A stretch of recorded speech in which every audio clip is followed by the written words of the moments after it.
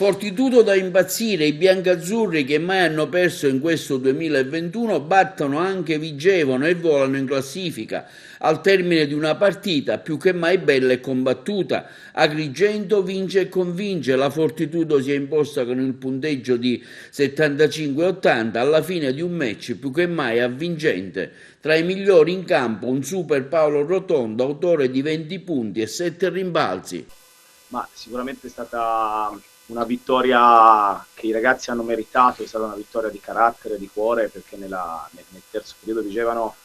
è stata molto brava a fare quello che fa meglio. E noi ci siamo trovati in un momento di difficoltà, ma i ragazzi sono stati bravi a ritrovarsi in campo, ad avere i punti di ritrovare i punti di riferimento giusti, a riprendere un pochino a correre, più che altro alzare l'intensità difensiva. Questo ci ha permesso di recuperare qualche pallone in più che ci ha concesso di sviluppare meglio quello che volevamo fare in attacco. Poi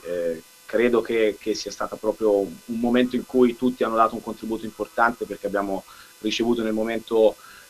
più difficile un grande contributo anche dalla panchina, quindi io faccio i complimenti ai miei giocatori perché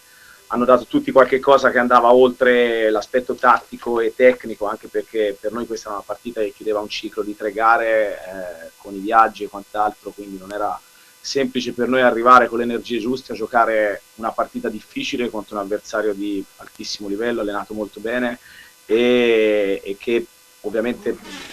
ci ha dato un'extra motivazione sicuramente nel cercare di tirare fuori la prestazione che poi abbiamo fatto, pur